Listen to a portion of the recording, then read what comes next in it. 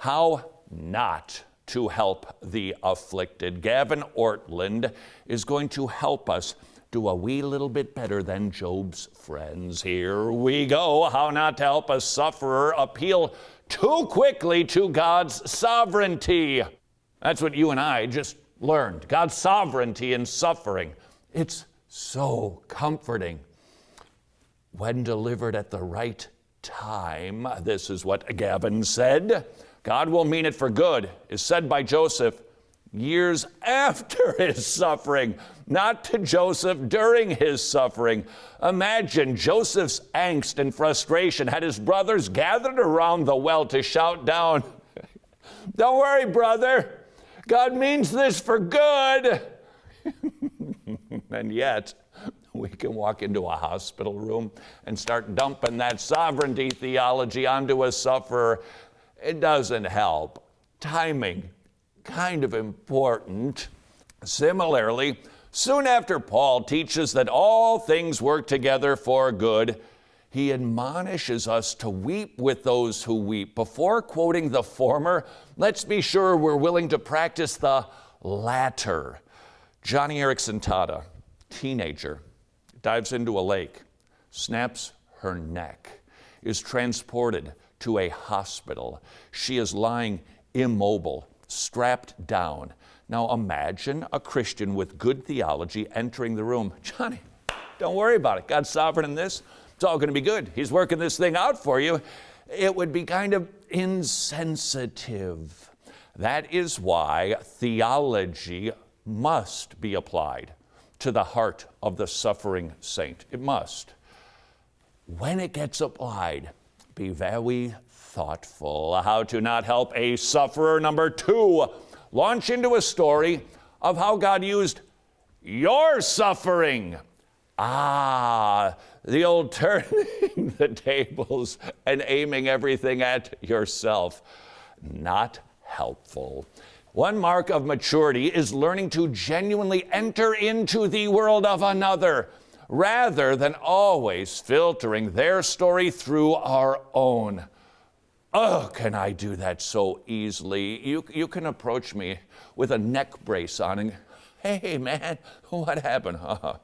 I was in this accident, and I remember I was driving back from college on 94, going through downtown St. Paul, kind of slippery, hit some black ice, spun around. Wow. Sorry, what's up with the neck?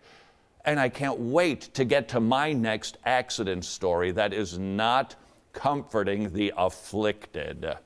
Some sorrows won't mend until heaven, so we really don't know enough to be able to say, "Hey, you're going to be glad this happened." Ultimately, they should be glad this happened, but some scars, they never disappear. They can linger until eternity.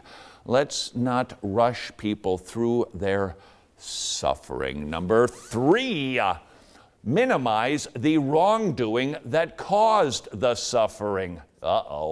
We say things like, "I'm sure they meant well. It can't be that bad." Oh, well, in every conflict, the blame is on both sides. All true, right? Timing. When you're sitting with a sufferer, don't minimize the sin that has contributed to their suffering. An honest acknowledgement of evil without any excuses or evasions will be to their pain like water to a parched man. Let's just say it is the parent who has woefully sinned against a child, causing a great deal of suffering, to say to that person's child, "But your mom, she's done so many good things." All true, and all important information, perhaps to be applied later. But how's about, "That was awful. It was terrible. It must be so painful." Just in case you think I'm picking on parents, just turn the tables. A child does something that causes a mom or dad heart sickness. To come along and try to comfort that parent by going, "But look, it's on the honor roll, man. Dean's list. Kids get into school, don't." It doesn't help. You can talk about those things when it's appropriate. And finally, this, number 4, emphasize character formation while neglecting comfort and compassion. We're jumping the gun. Our hurting friend probably needs our love and presence far more than our interpretations and ideas. We can get to these things, but if we jump to those things while jumping over a tender heart, weeping with those who weep, yikes, we're probably worse than Job's friends. Finally, it's more helpful, rather than trying to relieve or even understand their suffering, to just be with them in their suffering. Press into the darkness with them. Hang in there with them in that moment, in that space, in that pain. Theology, it's crucial. I don't think you can rightly heal without the Bible rightly being applied to your suffering. But as we go about the business of trying to comfort the afflicted, let's just remember there's a good way to apply theology and a way that can cause even more suffering. Behold a world without Wretched.